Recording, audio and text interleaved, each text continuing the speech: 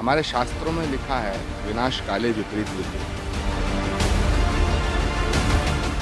ये नरेंद्र मोदी से नफरत करते करते ये लोग सनातन से नफरत करना शुरू कर दिया है और भारत से नफरत करना शुरू कर दिया है। इनको लगता है जैसे सनातन ही नरेंद्र मोदी जी हैं। कांग्रेस नेता आचार्य प्रमोद कृष्णम के सुर इन दिनों कुछ बदले बदले से सुनाई दे रहे हैं। कभी वो कांग्रेस पार्टी के कई नेताओं को खरी खोटी सुनाते हैं, तो कभी अपनी ही पार्टी के नेतृत्व पर सवाल खड़े करते हैं। लेकिन अब जो उन्होंने बात कही है वो एक बार फिर चर्चाओं का विषय बन गई है। हाल ही में लोकसभा में डीएमके के सांसद ने मंगलवार को हिंदी पट्टी के राज्यों को गोमूत्र राज्य बताकर विवाद खड़ा कर दिया।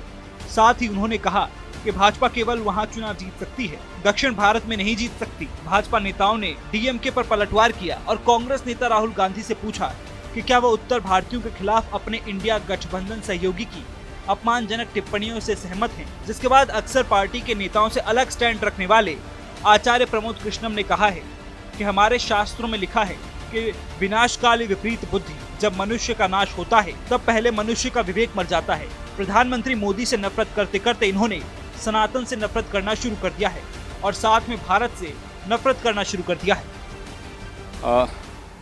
देखिए, हमारे शास्त्रों में लिखा है विनाश काले विपरीत बुद्धि। जब नाश मनुष्य पर छाता है पहले विवेक मर जाता है। ये नरेंद्र मोदी से नफरत करते करते ये लोग सनातन से नफरत करना शुरू कर दिया है और भारत से नफरत करना शुरू कर दिया। इनको लगता है जैसे सनातन ही नरेंद्र मोदी जी हैं, भाजपा ही भारत है। अरे भाई, भाजपा अलग है, भारत अलग है। आप भाजपा का विरोध करो, भारत का विरोध मत करो। आप भाजपा का विरोध करो, सनातन का विरोध मत करो। आप भाजपा का विरोध करो, हिंदुत्व का विरोध मत करो। और अगर राम का विरोध करोगे, सनातन का विरोध करोगे, तो फिर जो राम को छोड़ बैठेगा, जो राम से विमुख हो जाएगा, उसका तो पतन होना सुनिश्चित है। कांग्रेस नेता कह रहे हैं कि जो राम से विमुख हो जाएगा उसका पतन सुनिश्चित है। मगर आचार्य प्रमोद कृष्णम सिर्फ यहीं तक नहीं रुके। इसके बाद उन्होंने यहाँ तक कह दिया कि सांसद डीएनवी सेंथिल कुमार को उनकी सलाह है कि हरिद्वार आकर स्नान करें, सरयू में आकर स्नान करें और उठक बैठक करें, संतों से माफी मांगे, पूरे देश से माफी मांगे। इसके अलावा उन्होंने कहा कि ये एक इंटरनेशनल साजिश है जिससे सनातन को कमजोर किया जा सके।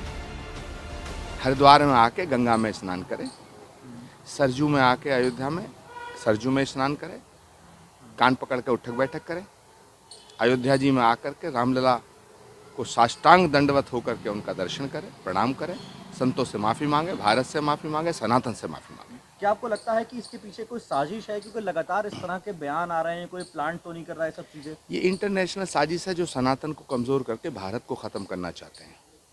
इंटरनेशनल साजिश है। इसमें तमाम दुनिया के वो सब कट्टरपंथी संगठन और वेटिकन तक सब मिले हुए हैं।